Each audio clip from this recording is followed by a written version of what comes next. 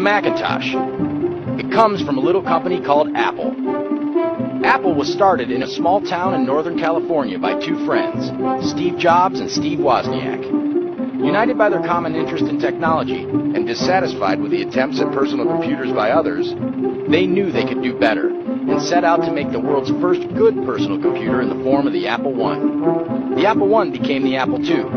The Apple II became the cornerstone of an industry that would change the world. In 1984, Apple introduced Macintosh, and Macintosh thrusted the industry forward into a new era. Its style and ease of use gave computers to the rest of us and inspired the next revolution in computing. But dark times followed, and Apple slipped into the background of the computer industry. In the late 90s, a reinvigorated Apple would return to shake things up once again and push the envelope of design and engineering. Whether you know it or not, these events have changed your life.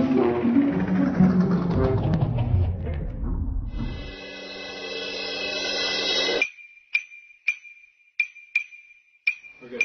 We got your sound, we got everything? Sound speaker. Yeah. Jordan, hold on. Are you ready to go? Okay, so this is a story of how I was introduced to Macintosh unintentionally. My first Macintosh was an SE with a 30 megabyte hard drive. The first Mac I used was my dad's Classic. He had a Mac Classic, a Mac Plus. First Macintosh I purchased was on the day of the introduction. But I had an Apple II in '79, and then I had an Apple III, and then I got to play with a Lisa in 1980. Had a blue and white G3, had a Lombard PowerBook, had a Pismo PowerBook, had a Titanium PowerBook. I was given a Macintosh 128 as one of the first 100 people in the Mac division. The first computer that we had, the LC, right, which I had to take away from you because you told me it was going to cost $2,500. I gave you my credit card, $3,500. I think it must have been about 1980. I played with a Lisa, and that changed everything. So it had two floppies in front and a 30 meg hard drive, and I thought I was in heaven. I mean, how could anybody ever use that much hard drive space? After the introduction, we were so keyed up we couldn't really go back to work. So that afternoon, we drove around to the different computer stores in the Bay Area trying to purchase a Mac. The first one I owned, the first one I bought with my own money was a 7200, and I bought an expensive monitor, and it cost me about $3,500. Got my aluminum PowerBook. I had a dual 800 G4 with a super drive. I've got my G5 at home. I stopped counting. Yeah, you ended up spending $7,000, so I had to go and retrieve the computer from you and get it back. And so I inherited this computer that I had no fucking idea what to do with or anything. And it was like a lot of money. I had to borrow it off my mom, and it took me years to pay her back. If you think about it, from 84 to 2007, that's 20-something years. I've probably had 50 Macs. And basically, I've had a Mac since April of '84, and pretty much have had almost every Mac in my hands since then. So that's how I was introduced to Apple. I had to go and get it from you and retrieve it from you because you had spent too much money on my credit card. It was the hardest thing I ever did in my life. I had to go and retrieve the computer from my own son. Yeah, it was pretty hard, man. It was not easy. Okay, all right. So that ends that discussion. Okay. All right, so we're going to move on now. Okay, bye.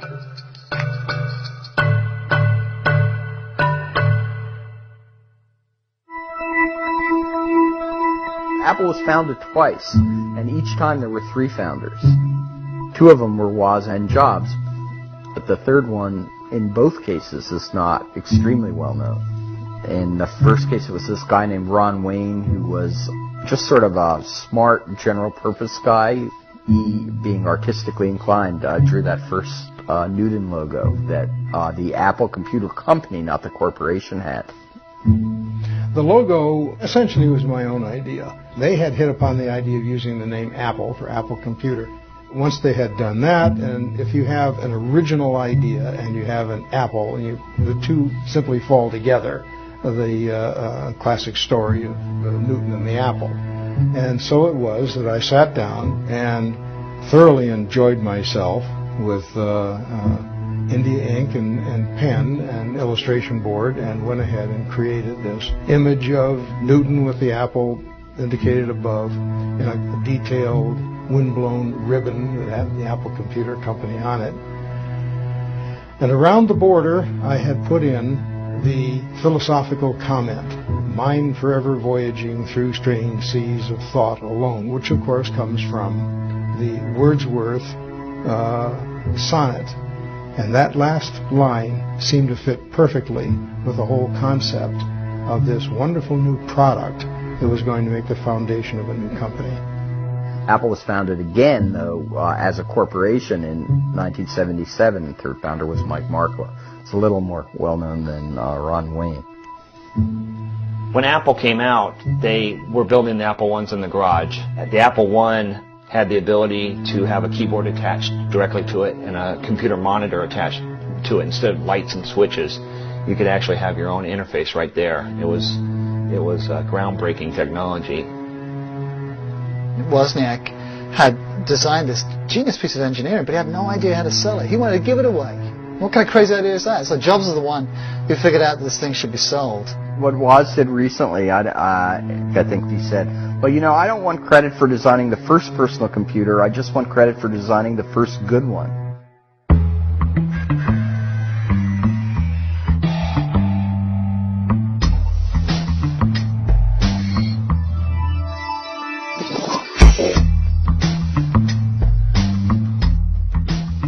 Rumor has it that Jobs hated the Apple I.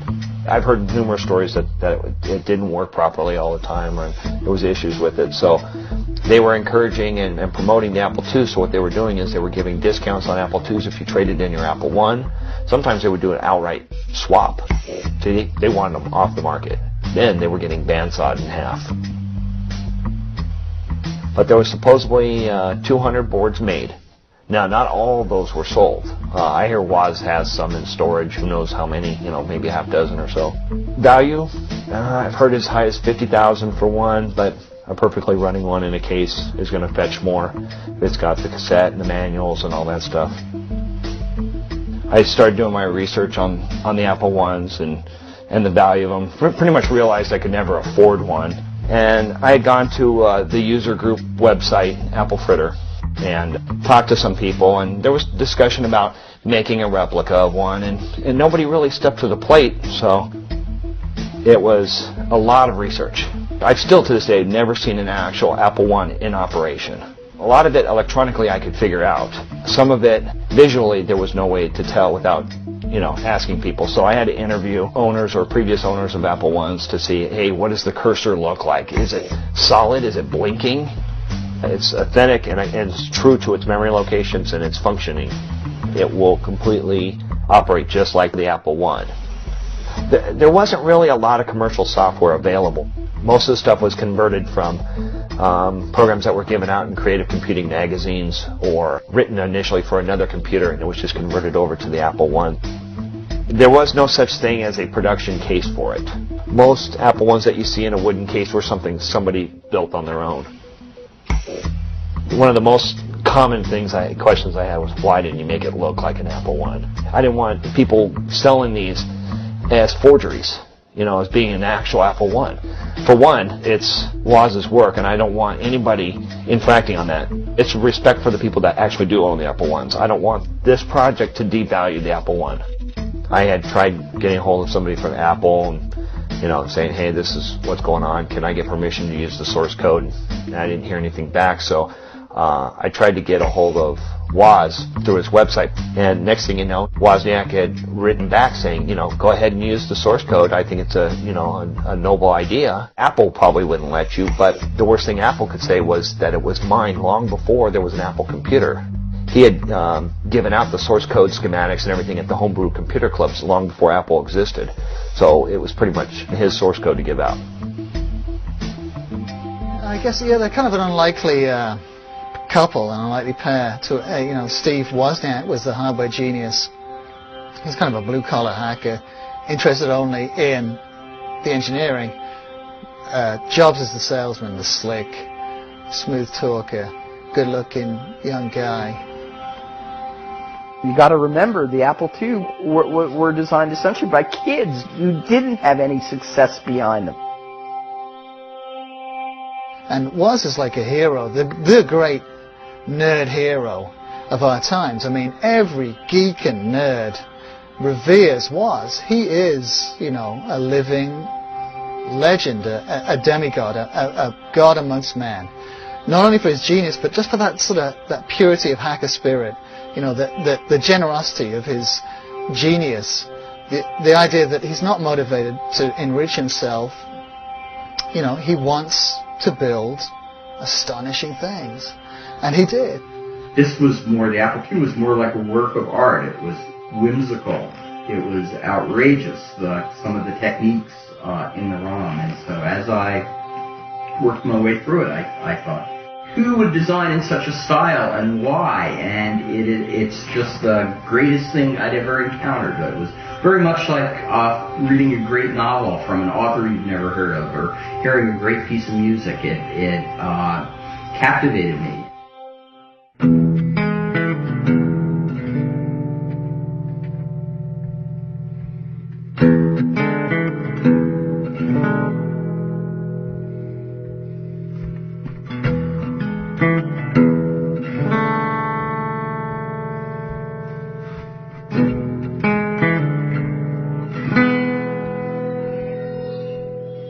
One of the biggest success stories, I guess, would have to be what was known as Team Number One. Team Number One was the original franchisee of the Team Electronics chain.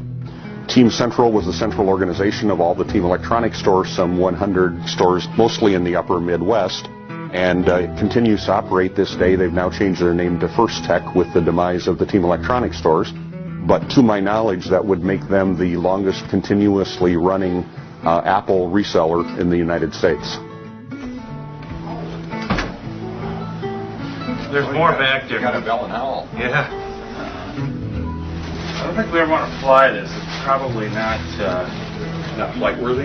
Well, it probably is, but it's just too valuable. Oh yeah.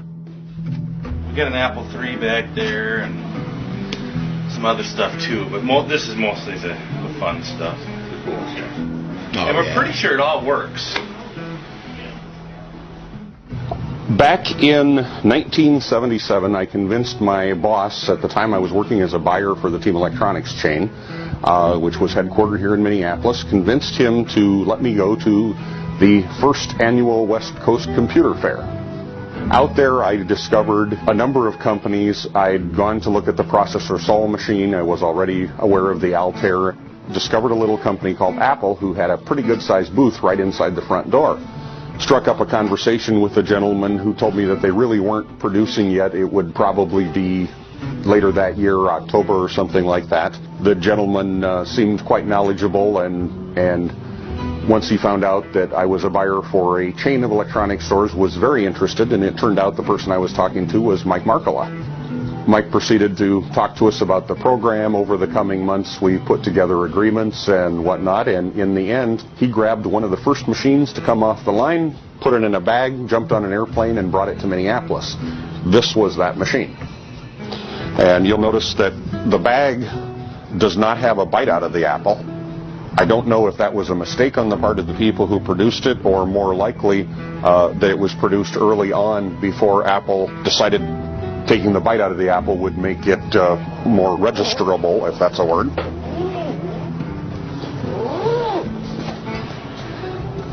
And this is the original brochure that came with the Apple II, or for the Apple II. It's very simple, has an apple on the cover. And if you'll notice on the wall beside us, there is a photo that looks suspiciously familiar. That is one of 3 photos that was ever produced in photo form. I was given one for Christmas by Mike Markkula. I'm told that their banker at the Bank of America got one, and that there was a third one at Apple. And to my knowledge, there are probably only 1 or 2 in existence any longer today. You'll notice many of the things here on the original brochure. One was that they came with cassette tapes to load the programs. For a long time, we sold Apple cassette tape machines to sell with the machine because they couldn't get them otherwise. Remember, the computer was fairly expensive. In fact, I happen to have an October 1977 price list. And a computer system with 16K of RAM, which was what we typically sold it at, was $1,698. Now, you can have a good chuckle today. 16K was $540. So to outfit a machine completely would take you up to about $40,000. These are the pieces of software that were available originally with it. There was a checkbook, home management cassette. There was the breakout game, which was a little bit like Pong, a Star Trek game, and high-res graphics routines. And that was what you could get with it at this point in time. That was every piece of software Apple had. And then this is the real deal. This is the real deal. It's a used computer. It was actually used. But here's the key. There's the serial number. And as you can see, this was serial number 5. 5th machine to ever come down the line, assuming they put stickers on 1 through 4. This machine was in regular use probably up until... Well, it was in regular use past the introduction of the Macintosh, so probably up until 1986 or 87, this machine was in regular use. That's what you came all this way to see. So basically, you had this before anybody else did. Yes, I guess I have to say I identified the potential of the product. We were the first dealer/distributor that Apple ever had. I wrote Apple's first distributor agreement, which was liberally inspired by a Pioneer car stereo agreement. Went through and defined the terms and what would be done and sent it back, and Apple had their lawyers take a look at it, and we signed it, and we were the first ever Apple dealer.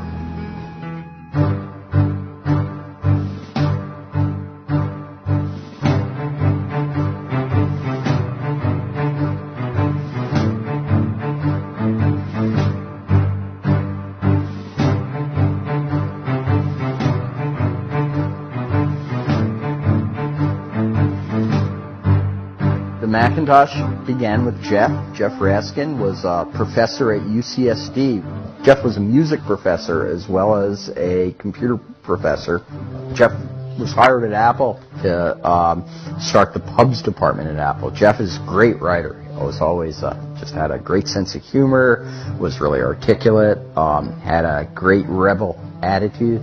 In, I believe, February '79 was the very beginning of the Mac project, where he approached Mike Markla to talk about his ideas about a low-cost, easy-to-use computer. And so he started writing a series of papers, later became called, I guess, the Macintosh Papers. And then around the fall of '79, Mike Markla was impressed enough with the papers that he gave him some budget to pursue starting the project. Jeff needed hardware for a prototype. Jeff had sort of the basic idea of the hardware spec'd out. He had the notion of the bitmap display, which was, of course, crucial to it being a Macintosh. But anyway, he needed to find a hardware designer, and Bill Atkinson had run into Burl, who was working in service department. Bill had seen glimmers of Burl's genius. He introduced him to Jeff as, here's the guy who could design your Macintosh for you. Jeff said at the first one, we'll see about that. Jeff was very proud himself, but he quickly, to Jeff's credit, he quickly saw Burl was the man to do the job.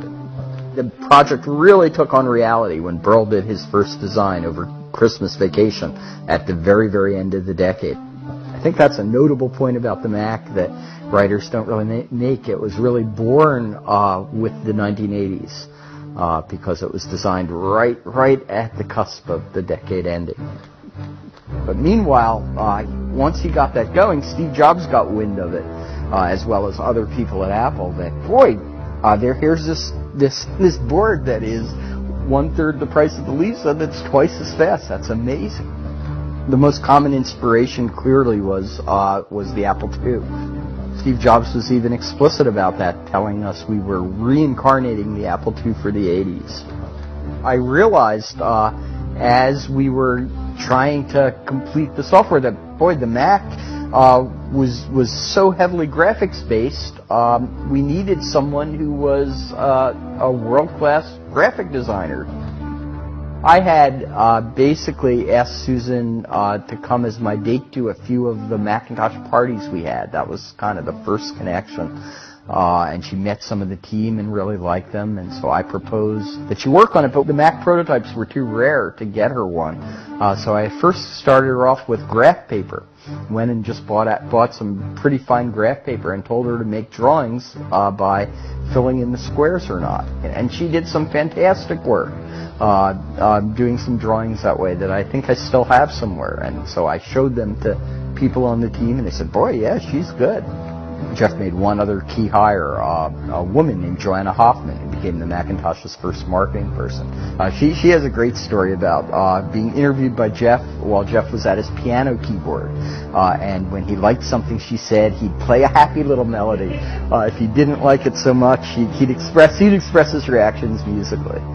And those original Mac team members to this day are my best friends, my extended family. I would do anything for them.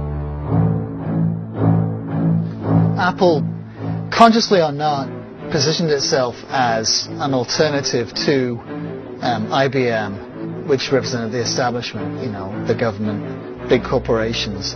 In 1977, Apple, a young, fledgling company, invents the Apple II, the first personal computer as we know it today.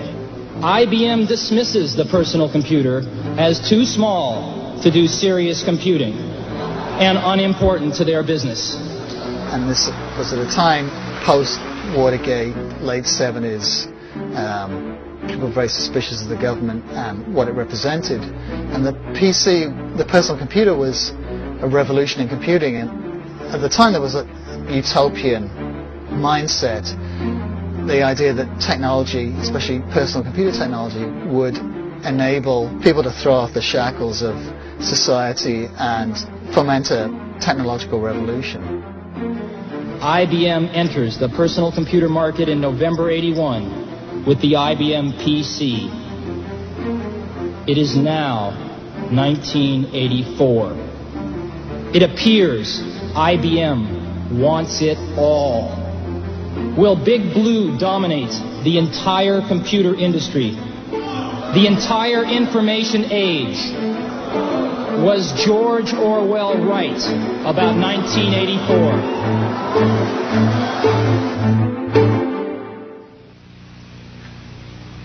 Hello, I am Macintosh. It sure is great to get out of that bag. And accustomed as I am to public speaking, I'd like to share with you a maxim I thought of the first time I met an IBM mainframe. Never trust a computer you can't live.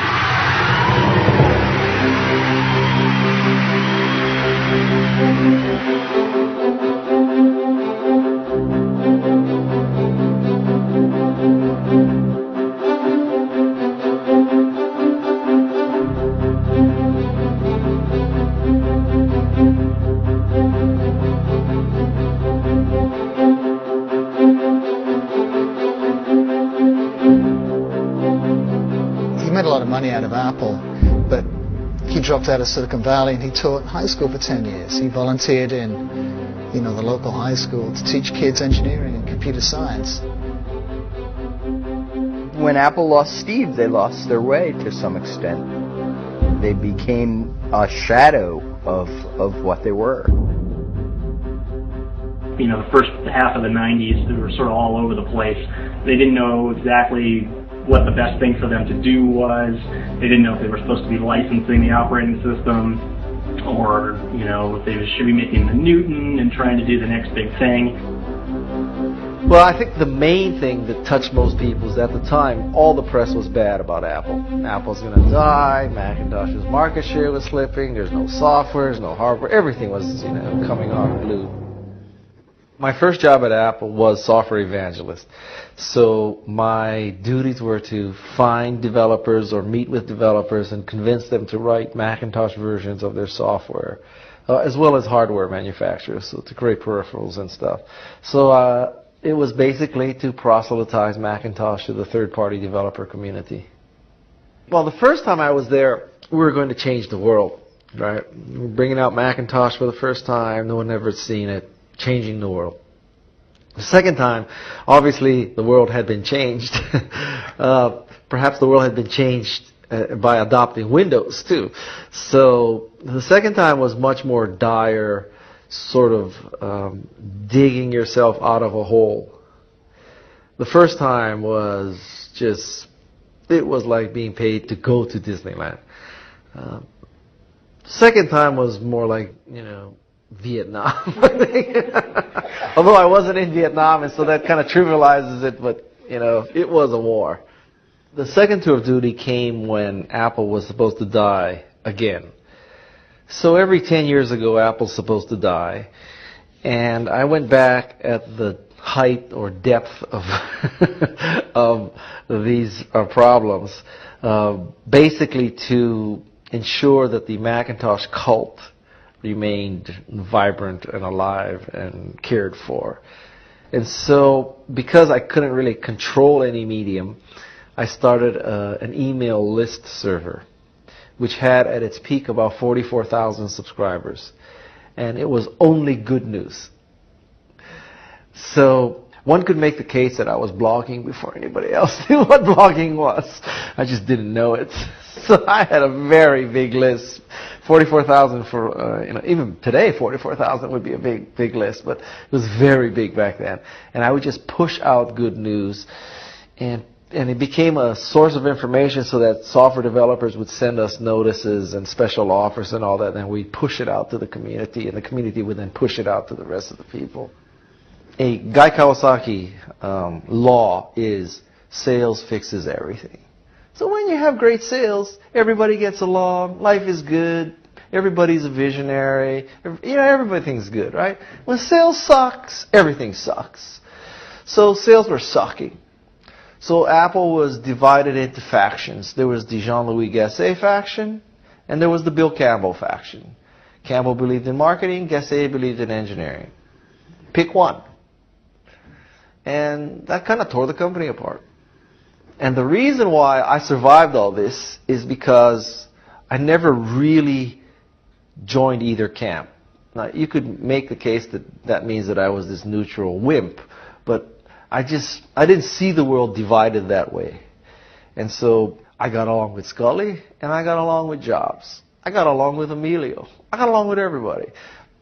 One of the reasons is because I never wanted any of their jobs. Right? So Scully wanted to be Steve. Gasset wanted to be Scully. Bill Campbell wanted to be, I don't know who he wanted to be, but that's one of the things that's pathetic about Silicon Valley is everybody wants to be something they're not. If you're the venture capitalist, you want to be the entrepreneur. If you're the entrepreneur, you want to be this. Me, I just want to be a hockey player. Okay, so everybody wants to be something they're not. And at the time, that was rampant at Apple.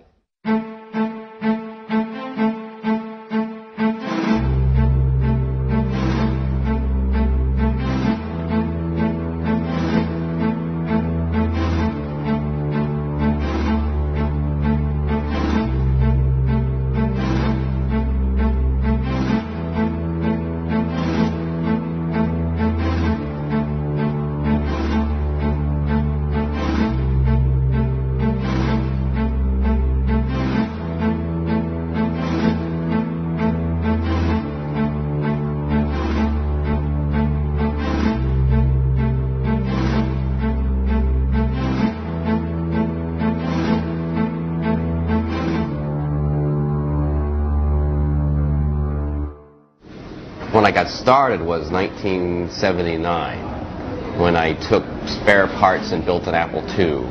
And then I tried to figure out how I could attach musical instruments to the computer, which led to why I needed to learn how to write code, which led to quitting college, which then led to getting a job. And then over the years, that turned into getting hired at Apple. So I was sort of informally in the QuickTime group as I was a formal member of the OS team, although I didn't really report too well into that group. We were always kind of a renegade kind of a group, but we got shit done. But the work was really the sound manager, which was this complete rewrite that ended up fixing a lot of problems and ported it from all this nasty assembly code and rewrote it in C and like made it actually go like 10 times faster.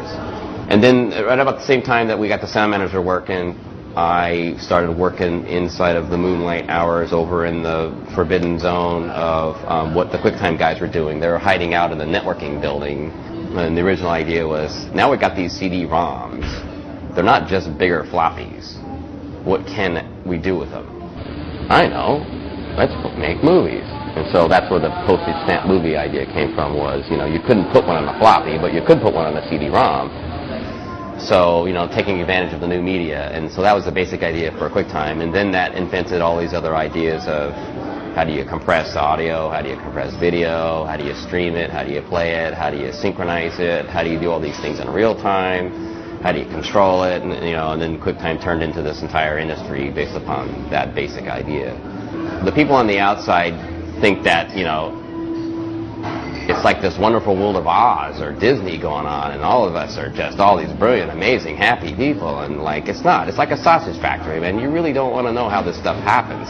A lot of it is just bad arguments and politics and working around the rules and not doing the right thing and apologizing for it later and getting fired a few times. I mean, that's how things got done. It's definitely don't pay attention to the man behind the curtain. There's a lot of that kind of stuff, and you really want to know how this stuff is built. And to me, it's embarrassing. There's always big flaws to a lot of the stuff. There was a computer that we shipped where the speaker's magnet was right next to the hard drive. Now, when you played a sound, it caused the hard drive's read-write head to misalign. So in the midst of playing your QuickTime movie, your computer would completely freeze because it played a sound. And I'm like, what kind of engineers do we have around here that would put a magnet right next to your hard drive? Jesus Christ, it's just it beeped and it crashed, And then they wanted me, believe it or not, this is the solution, they wanted me to change the decibels of the speaker so that it wouldn't interfere with the hard drive. I mean, you're kidding me. That's classic. See, engineers are retarded. They have some kind of brain damage that allows them to not have social skills so that they could concentrate long enough to write code. But it's a disease. That's why I had to quit. I mean, I'm like an engineer in recovery. I don't want to write code anymore. It just makes you retarded. I mean, get a girlfriend. Get a life.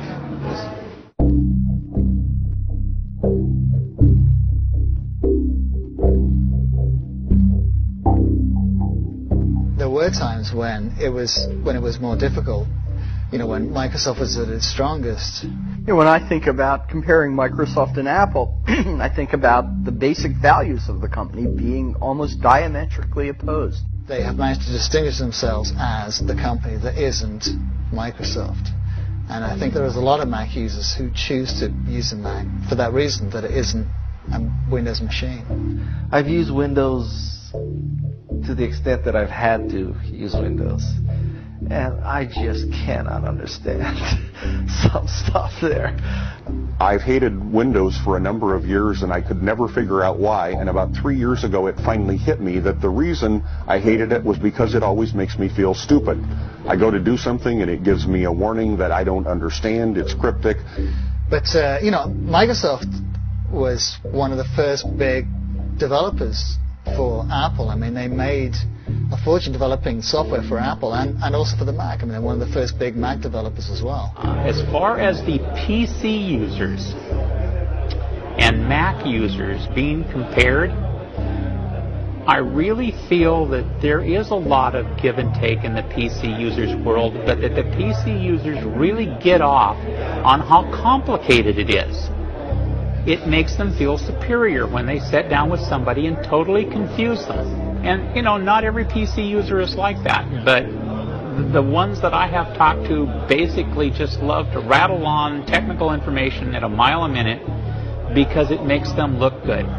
everything that went into Office, I think, were initially purchased from other companies and developed for the Mac, and then of course rolled into Windows. And then they, Bill Gates saw that the Mac operating system was the way to go, and Windows 3.1 borrowed heavily from that, and then Windows 95 10 years later. The rest is history.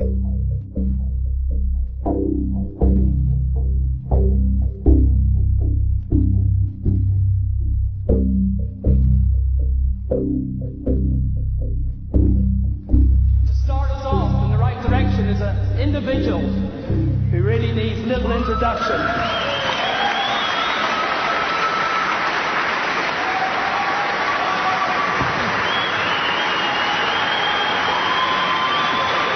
After all, Steve Jobs has been around since the very first Macintosh. So please join with me now and welcome from Apple Computer, Steve Jobs.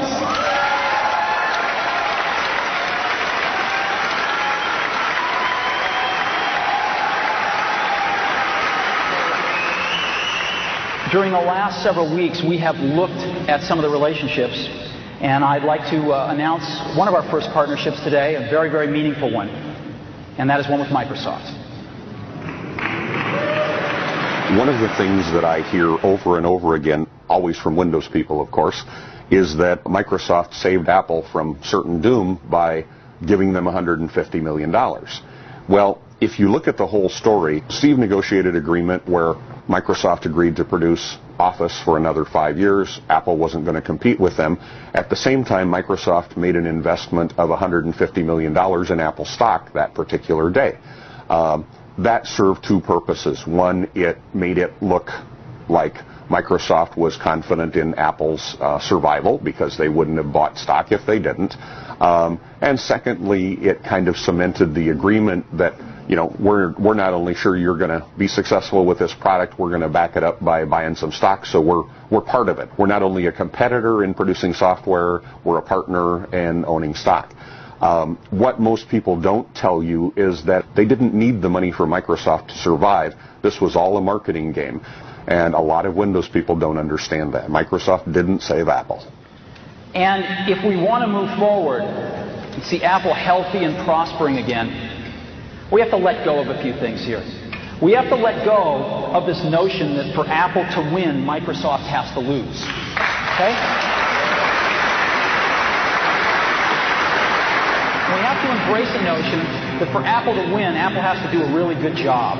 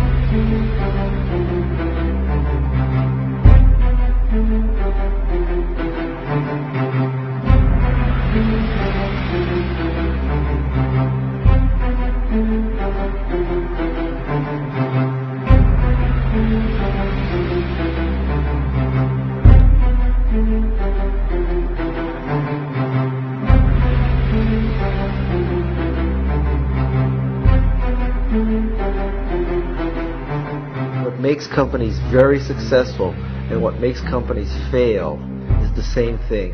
It's sort of the passionate adherence to a strategy. People who are passionately involved in a concept, a philosophy, a design, a product, all right, will put everything of themselves into it. And you don't want somebody designing a product who isn't passionate about it. Innovation is, it's really the only interesting thing. If you're not innovating, what's the point? When Apple creates, through engineering, something very cool that people want to buy, it does well. And when it doesn't, it doesn't. So, guess what? Newton didn't succeed. Apple III didn't succeed. Lisa didn't succeed. you stand back and you look at the Macintosh line, everything they implement into their computers has personality. It's like the difference between owning a Ferrari versus owning, just a Ford Taurus. It's sleeker style, design, it's fun to drive, versus one that you just use to get to work. So Macintosh was the mega hit, but what was the first company that really made CD-ROM drives on every computer? Guess what? It was Apple. Guess who democratized 802.11? Airport and Apple, right? And so, how about FireWire? Who made that a standard? How about USB? Some companies can think you can innovate too fast because you don't sort of milk the cash cow to the maximum before moving on. That's not the way Apple usually thinks. So after a while, it's not just the big hit. It's also, you could say that these revolutions were caused by little uprisings that Apple's, made successful. The mouse. Now, someone could say, well, Park had the mouse and all that, but you know what? Park didn't make it a commercial success. Apple sort of, and it basically comes from both Steve Jobs and Steve Wozniak, they don't really care about that. Sure, they want to make money, but that's not what it's about. It's artistic values. Apple wants to do the greatest thing possible. They don't compare themselves to someone else. Who cares about other people can do great things too? That's great. It's more like, being transcendently brilliant. No matter how well you've done it, how can you make it better? I would like to hear what Jonathan Ive said. His design is so inspired. It's like it's divine providence or something. He has a team of phenomenally talented people, and they keep working on a problem until they come up with something fresh and new, like the scroll wheel on the iPod or that Luxo-looking iMac. If you look at what Apple does, after it does it, one thing you always have to say is, how come nobody else did this before, right? There's nothing mythical about the iPod and the wheel, right? Anybody could have done that. The colored iMacs changed design in everything. Even on the lids of PowerBooks, they open up very smoothly because they have this weird counterbalancing system, and no one is ever going to see this. It's not something that consumers will actually go out and buy. So wouldn't you think that some of these computer companies would say, aha, Apple does well because it has beautiful products. So how much could the most expensive industrial designer in the world cost? $1 million a year in salary? $2 million a year? $5 million? That's what makes these products so beautiful. That level of commitment and dedication to the thing to make it the best thing possible. I'll tell you what, I'll take you to Fry's and I will show you lines of crap. Ugly portables, ugly towers, ugly monitors, ugly MP3 players. Why is that? I guess in a sense it proves the point that these people don't know what to steal. They don't know what to steal.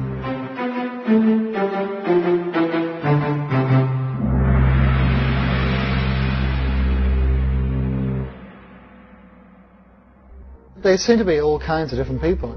You think that the prototypical Mac user seem to be like the graphic designer, who lives in New York or San Francisco, who's liberal, young, sort of hip. There's a lot of different age groups, a lot of different income brackets, a lot of people who are in a lot of different jobs, a lot of different professions. Although Apple would like you to think that everybody's a young buck that's 20 years old and has a Mac, the truth is most of the user group members are between 55 and 100 years old. Well, I think the Apple community has stayed remarkably consistent. It's people who love good engineering, they love product design, they love being different, no pun intended. They love probably being the underdog. But then you ask marketers, there's some of these marketing guys, and they're convinced that Apple is a brand, and it conjures up brand associations of creativity and liberty, freedom. and that people are buying into the brand the way they buy a Coke, you know, or a beer, or a car, or a pair of sneakers. It says something about them and their personality. You know, so I think people might be a little more attracted to the rebelliousness of it. I mean, you're the anti-crowd anyway because you don't have a PC, right?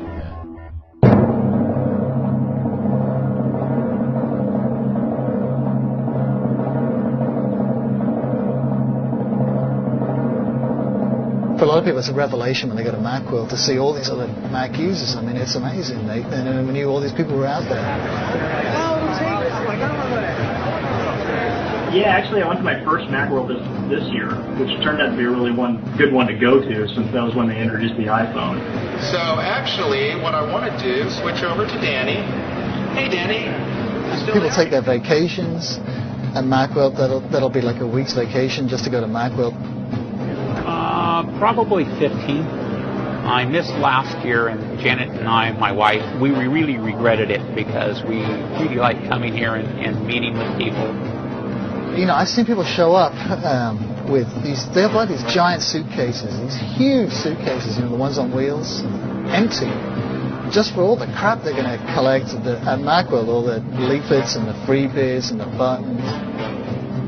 I did get my T-shirt, yeah. That I made sure of. It's like being on the casino floor at Las Vegas, you know, without the cigarette smoke or the drinks. So you're horribly sober, and people are barging into you and screaming and shrieking.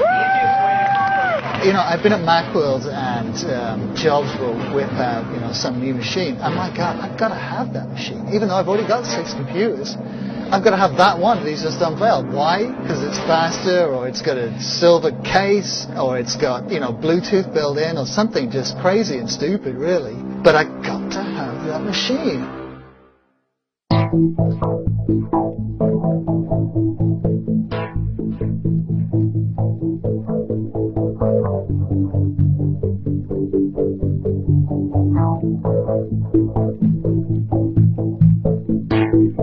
So just before Apple is about to open a brand new store, a lot of people will camp out outside just for the honor of being the first inside. You know, there are a lot of people who are really, really passionate about it. When they opened up the Apple store, I went out there. There was 300-400 people who camped out overnight to get into the store, and then by the time they opened it, there was several thousand, I forget, 2,000, 3,000, 4,000 people. And they were wrapped around the block, you know, a couple of times. And before Apple had Mac stores, you know, across the country, a lot of people would go hang out at their, like, mom and pop Apple store. People would come in with their broken down computer and intending just to drop it off, but they'd end up staying all day, and they'd start bullshitting and talking to the other people in the store, and they would, like, meet other people who are, like, you know, they don't necessarily have anything in common with except they're Mac users, and that's enough, you know, to cement it for them. Yeah, this is a mom and pop business, absolutely, and I couldn't have 3 stores without them. One of my stores is managed by my oldest son, who's 27. He manages the Ventura store. My wife manages this store while I manage the Woodland Hills store. I have 2 daughters who are teenagers. Jessica works here regularly. Kayla comes over and kind of participates. My little boy, he works here daily. He mans the little kids station. This is definitely his operation. You know, he captures the attention of most women and all kids. At one point I became a real Mac person, because I'm not sure how it happened, but they were just computers, and then all of a sudden I realized, you know, I am a Mac advocate. I do push this stuff, not just trying to sell it because it's my business, but because they work well. I don't bang my head on them. Stop it. That's not nice. So here's what's happening. There's a sound mic right there, so every time you talk, it's in there. You interfere with it. This was my first foray into retail. Successful? I'm putting everything back into it, working to make it successful. So this started out just as an idea. I'm trying to figure out new ways to advertise. First I tossed it out to the guys in the Apple Specialist group, and I got maybe 3 or 4 responses of people that have done similar things. I didn't see any pictures of full car wraps. But I looked on the web and I saw all kinds of cars that were wrapped with full body designs, and I liked it. It seemed like it could work. I'm trying to become a retailer and learning new things about it. The big box guys don't entertain me at all when I go into their stores, but they've got mountains of product, and they've got negotiating power, the likes of which I can never imagine. But hopefully we get a little bit better experience. 90% of the things I do doesn't work. Hopefully the 10% that works, it seems like it's paying for itself, pushing things forward, so I'm keeping trying. People like us keep the machines around for so much longer. I mean, I don't think PC owners really do that. But, you know, a Mac user, they'll keep an old machine around forever, if as long as it's still running. We've all got old Macs, like, you can't bear to throw away in a basement or in a cupboard somewhere in the attic.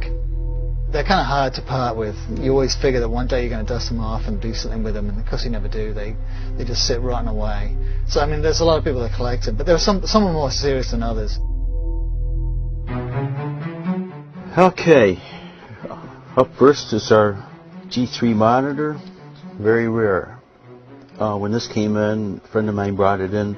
It's the first time I'd ever seen it. I didn't even know that Apple made it, but it was got the Apple logo on it, and it was made for the G3 tower. This is Apple's entry. It's got the Apple logo on it into the portable printer. You recognize these as black, with the Bell & Howell name on them. Apple made it for Bell & Howell, and they were mainly education.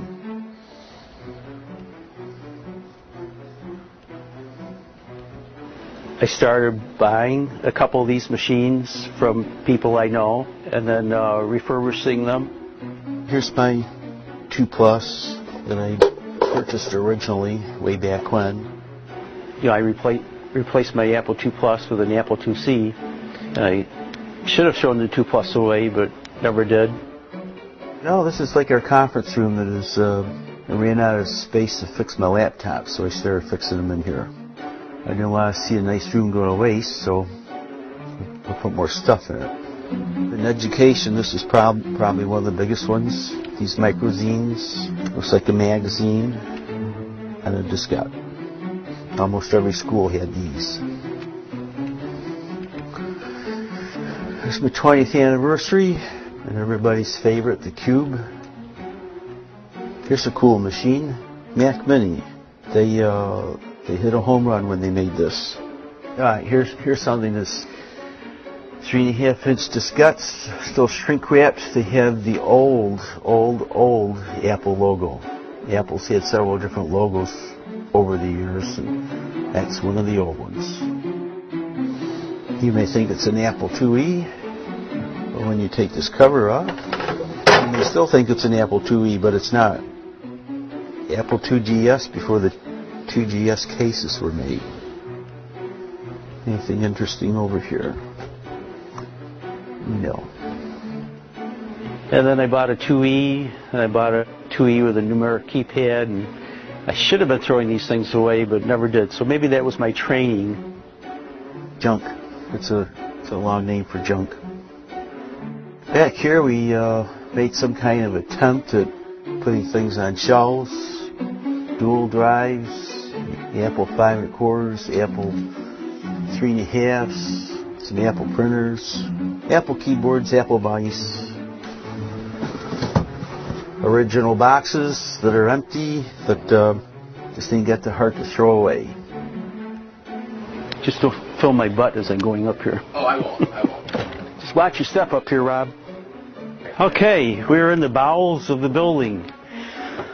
Up in the rafters. There was too much nice space up here that we didn't want to waste, so we built little shelves so we could put all our 2Es, 2 Pluses. And it looks like critters have been up here because some have fallen down on the insulation. Apple II monitors, GS monitors, and every single one works. They were tested before we put them up here. Back here is a storage shed. It was meant to hold the things that were in my basement. And luckily, we built it a little bit bigger than what I intended. Bella Howells. These things are going on eBay. I've seen them as high as $600-700. It's not ever been a money issue on collecting or disposing of the apples. It's probably a sickness that I have. I have the 128 Mac in hiding. A lot of the SEs, SE30s, classics. Only a couple color classics. 6,000 square feet building, and this is only maybe less than half of what I have. There are probably other Mac people out there, same boat as I am, that just won't throw this stuff away. So I'm starting to see all these complaints about cult of Mac. What are they? It's not a cult, you know. This is a rational choice.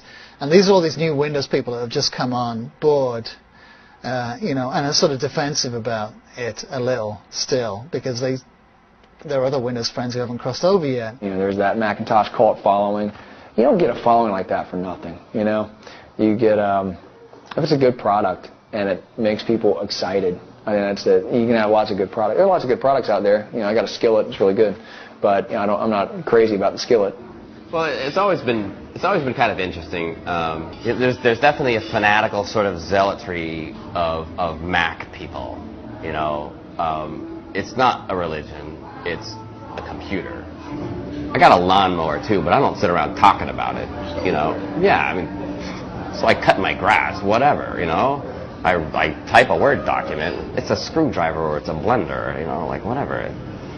You know, I'm not really in love with my Mac. I like a good movie more than I do a good Mac, you know. I like good beverages more than my computer.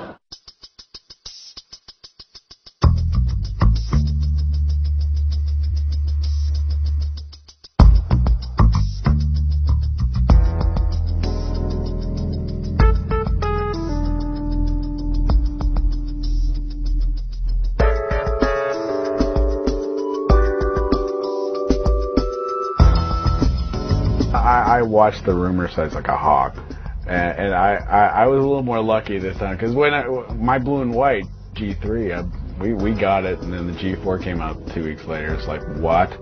Look how they're suing bloggers now, you know, for revealing some details about a very insignificant product. Although it's been a problem that has, you know, plagued the company, I guess it's kind of rumor control. I get between 2,500 and 3,000 unique visitors a day, and which is, you know, for the fact that I'm just putting up goofy little jokes about a computer company, I think that's pretty good. I was a pretty avid reader of rumor sites for a long time, and, you know, usually, I mean, pretty much through the late part of the 90s, and constantly, you know, checking on what Apple was going to do next and that kind of thing, and then it sort of hit me that I think around the time that one of them predicted that there was going to be a crank-powered iBook, that these guys didn't necessarily know what they were talking about. I think they also just got worse at when Steve Jobs came back, because he cracked down on the leaks that were going out to these sites, and so they were probably actually better during the mid-90s. They were probably more accurate. I've actually gotten, you know, been fortunate enough to have some contact with some of the Apple executives who apparently read the site on a fairly regular basis and email me when they find something particularly amusing.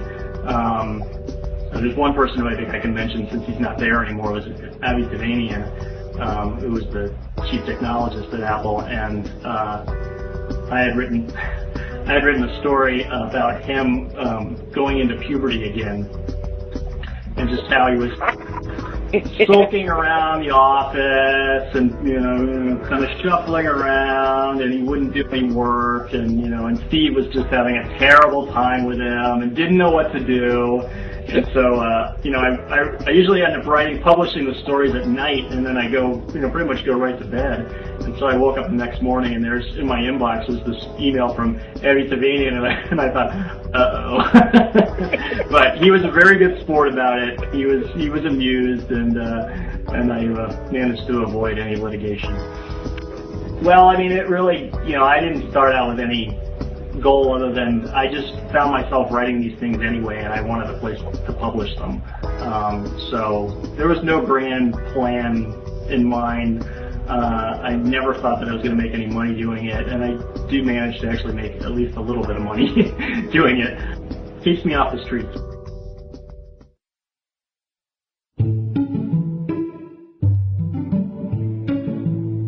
The idea of a startup sound was from the Apple II. The Apple II, once it reset, made a little beep with the square wave speaker, so we thought that was a great idea. It lets the computer know lets the world know it made it, like an infant's first cry.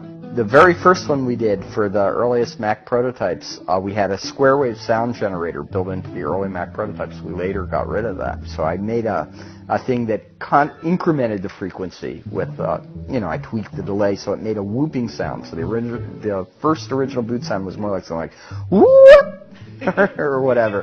And it was a little comical, but it wasn't very elegant. And so I was experimenting with different things for the boot sound, but a guy named Charlie Kellner had just joined the Mac team. He was also a brilliant musician, and he had actually designed one of the first PC-based synthesizers called the Alpha Centauri for the Apple II. Was an accomplished musician, and he kind of looked what I was doing, messing around with different boot sounds. I guess for the period of time I was doing it, everyone could just hear it, trying this, trying that. And he said, he had an algorithm he always wanted to use that was, it's not conceptually musical, it's more conceptual at the algorithm level, which was just filling the sound buffer with a square wave and then just making passes through, averaging every adjacent sample till they got to be all the same. And that made a chiming bell-like sound. It was in the Mac, starting in 1984, and it lasted up until the Mac II, where once again they put in even more sophisticated sound hardware, and they came up with a different sound that I wasn't involved with. Well, the startup sound, let me think. Well, the main inspiration was how horrible the one on the Mac II was.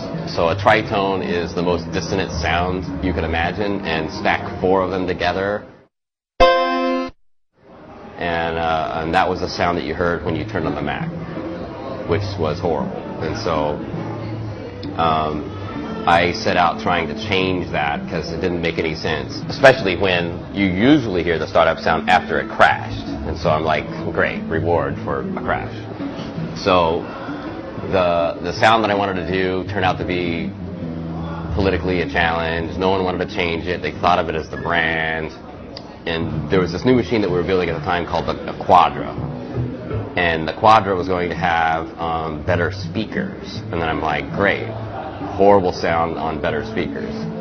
And so I started working on new sounds that would be the sound of, I kind of thought of it as, what's the palate cleanser for a crash? Plus, it was this new, bigger, badder machine, and I wanted it to sound like a bigger, badder machine. I remember when Byte Magazine did the review, the very opening paragraph of the review was, I knew it was going to be a good computer by the way it sounded. So I was like, I did it. That was the actual goal, was I wanted it to sound like a good computer. And then, unfortunately, what happened was, no one wanted to change the sound. We ended up just doing it. And after that, everybody changed the startup sound with every new ROM, which was exactly the opposite problem. You can't establish a brand if you keep changing your logo with every product release. And so, these sonic logos or ear cons where, that should be a recognizable sound. Right about the same time Steve Jobs came back, the story I heard was he had said, let's go back to that good sound. And that was the one that I had done. And so it's still been there. It's the same one. It's the only one that's ever been there since. So, it's kind of cool to hear it every time. I never really think about it like, millions of people crashing and hearing me play the C major chord. No, it's a widespread C major chord with high E, I think, and the upper voice, which to me just sounds more bright and sort of unresolved, but happy. It's a happy chord.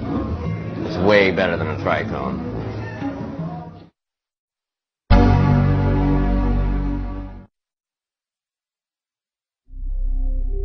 One psychologist said that people form a social relationship with their machine. It becomes like a friend. It becomes personalized. It seems a little silly, but you kind of build up a relationship with your computer, and it can either be a good relationship or it can be a dysfunctional relationship. And you can customize any computer system, but these are very easy to develop a relationship with that's different from customizing.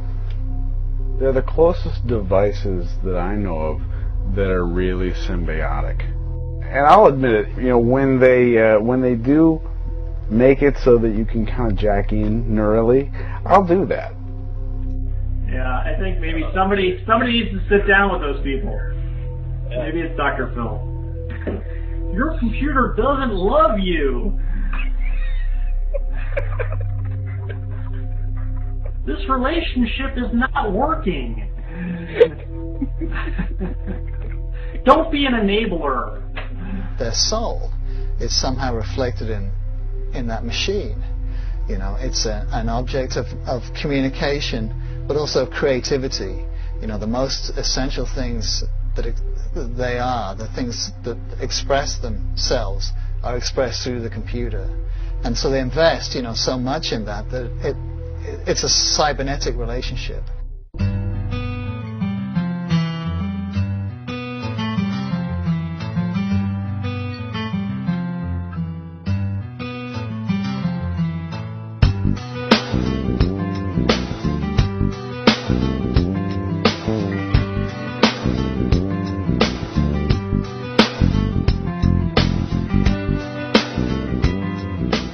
When Steve came back, he was like, hey, we should get into this music thing. I mean, he saw it, but to me it was like 5 years late. Like, that was obvious 5 years earlier. I think Apple could be as big as Sony right now if it had been 5 years earlier. A phone, finally? Whatever. A couple of years ago when Apple said it was going to come through with some breakthrough device, there was a lot of speculation about what this might be. A lot of people figured it was a music player, but exactly what it was going to be, no one knew. And people were saying on the forums they were going to buy it anyway. It didn't matter. They were going to get it because it was going to be fucking great.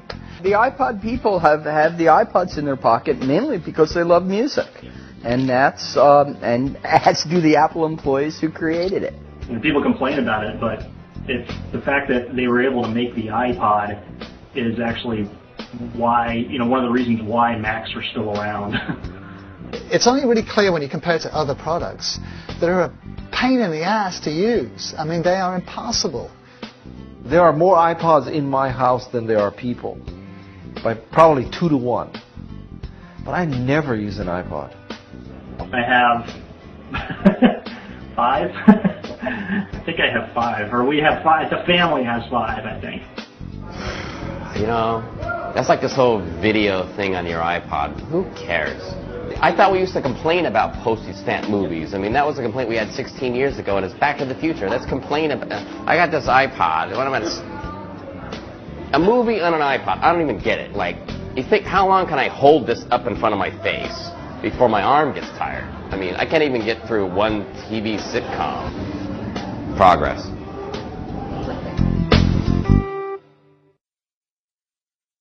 Big part of Apple's marketing budget was like sticking the machines in movies and TV shows, so it culminated with what was it called, Independence Day, when the PowerBook, taps into the alien computer and blows up the alien ship. They paid, tens of millions of dollars, I believe, to do that. And this is like when product placement was starting to become big business in Hollywood. So, but since then, you see them all over the place. I mean, they are all over TV, and that has a lot. Part of it is product placement. Part of it is because Macs are popular in Hollywood. Obviously they're used for video editing. I've edited somewhere between 40 and 50 movies, television, theatrical movies, no documentaries. Well, start with my calling card: Rocky, Down Out in Beverly Hills, Beaches, American Gigolo, Sister Act, The Net, Payday, one of my favorite movies. I was a very successful film editor. editing mechanically with German machines, cams, Steenbecks, Moviolas, whatever, everything you can imagine, every piece of mechanical equipment you can imagine I used. Well, I wanted to move forward into computers, but believe it or not, they were reluctant to. They still thought it was cheaper to edit the old mechanical way. Well, I'd experimented around with the Lucas system, the Laserdisc system. That thing was ridiculous. The Montage, that was ridiculous. And the Lightworks, it was sort of starting to happen. And basically, it wasn't until 1995, which was late in the game, and mostly at that point, early 90s, it was, the Avid. I went and I had to do a Columbia picture, with a Sandra Bullock picture called The Net. It had a very short post-production schedule. I had no experience, had no idea what I was doing. Within 3 hours, I had the basic principles down. So it was a good system. I continued editing on that system for at least 7-8 years.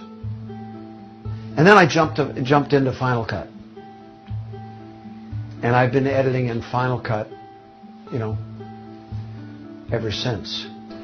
I mean, it's an amazing system. Take a simple film like Edward Scissorhands. We were editing mechanically. I was editing with my wife. Well, we went to location with 4 cams. I was editing, she was editing, and then we had a husband and wife team. They were our assistants. So there was 4 of us, and that was really economical. And we had 4 editing machines, and we were able to keep up with camera. And we were able to get a Christmas release and do the movie quite quickly. With this system, I'm pretty much a one-man band and my assistant. I can do the job of 6 or 7 editors in the old system. Well, you can see, I mean, look at the environment now. Instead of editing in 1,200 square feet, I can edit in 200 square feet.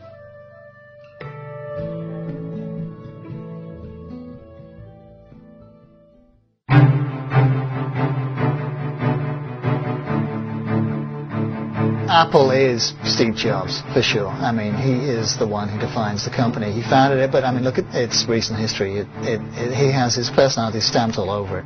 I used to say about Steve that he was the best person possible to work for and also the worst, because he's a man of extremes. Steve's extremely passionate. He's incredibly sharp. He's, more than anything else, incredibly quick. He's got the quickest mind of anyone I've ever talked to. Yeah, I mean, I idolize Steve Jobs. He's absolutely, one of my, he's like my favorite celebrity. But I don't pretend to think that I would understand what would come out of his mouth if I asked him the question. I cannot explain how Steve comes up with these things, because he has a different operating system. So mere mortals cannot understand him. So that's why when people try to understand him and, his quirks and all that, you get very frustrated, because you can't. It would be like telling a fish how to understand how a bird feels flying. It cannot be. The fish is stuck in the water, the bird is soaring. It's a different operating system. That's what it is. I think Apple is his place in the world. This is where it all began. And obviously, it's a piece of himself. It's a company that seems like it needs somebody who's not just your ordinary CEO to run it. They tried a number of ordinary CEOs in the 90s and it just didn't work.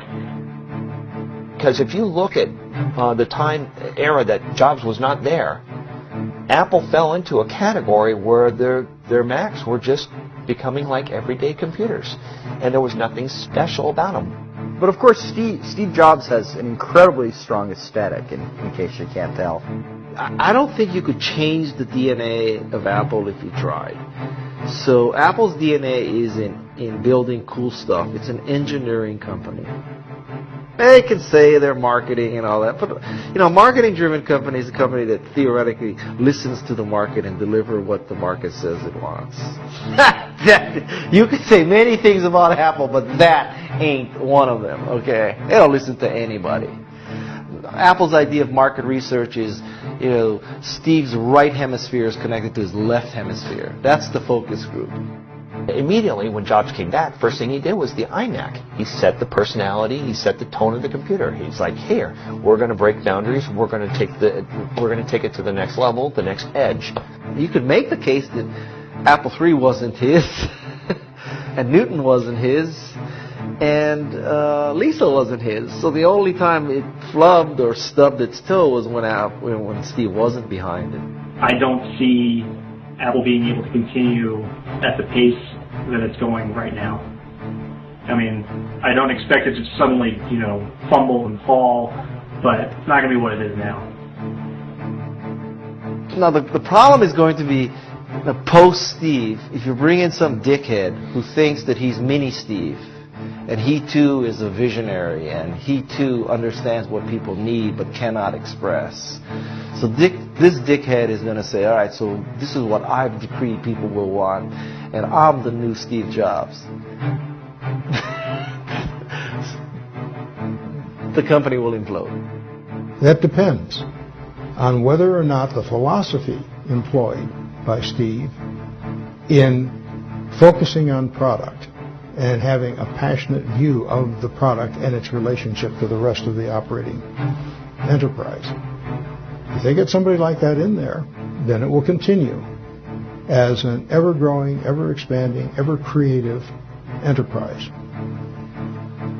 Well, that's interesting. That's an interesting thought. I don't know whether Apple's just going to stagnate. Well, the story, and I don't know if it's true, but when you went into the HP lobby, there was H's portrait and P's portrait, right? And when Carly came in, she put her portrait. Okay? You know what I'm coming to, right? I mean, you hire some dickhead who does that. It's game over, baby. We'll all be listening to Zooms and using Windows machines. If they get a bottom line man in there, it may succeed, but it will never have the aura and the passion that it has today. You can trace the greatness of Apple pretty closely back to the greatness of Steve. Some of the flaws of Apple as well. I can't build a case that it's going to be easy to find another Steve Jobs. It may not be that you want another Steve Jobs, because there can be no other Steve Jobs.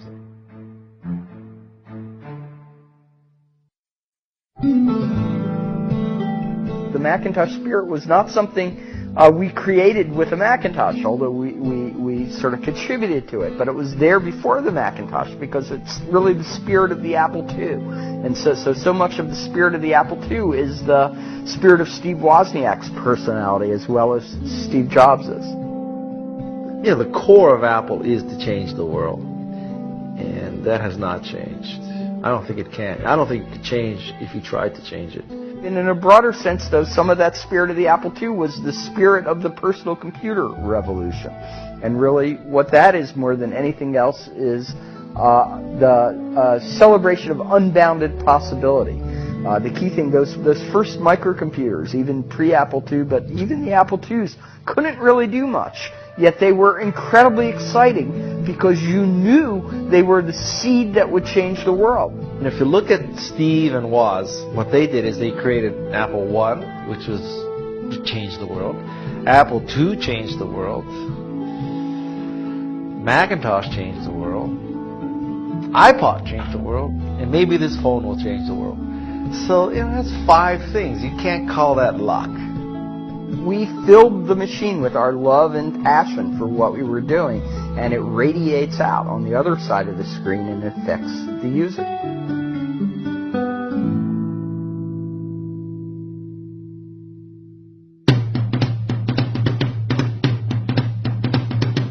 A lot of people were shown Apple computers in schools. Apple's very, very prominent in schools, and therefore people have just gone through the school systems into college, have just stuck with Apple, the ones that see it as a truly superior product, which it can be. Well, we're like all other user groups. We got together because stuff was really expensive. You couldn't afford much, and quite frankly, almost every user group in the world started out as a pirate group and became legitimate.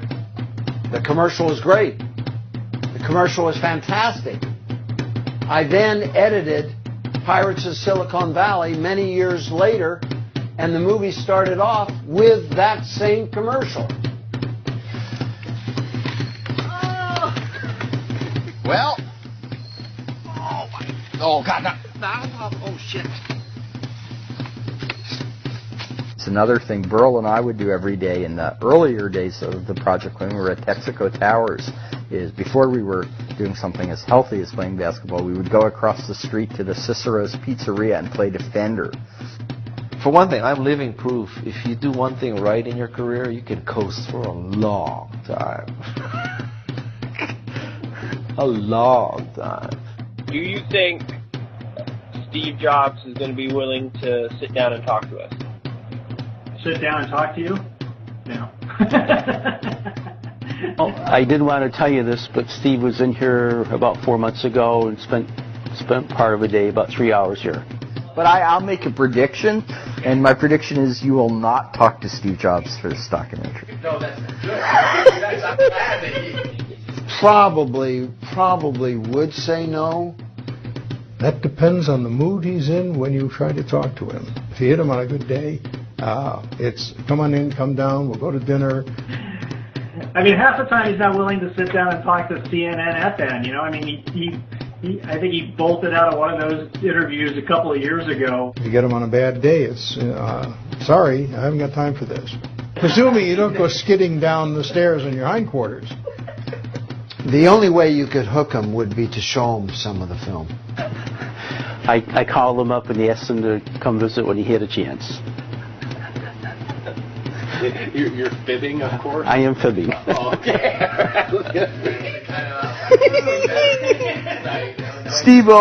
Steve will not talk to the New York Times usually.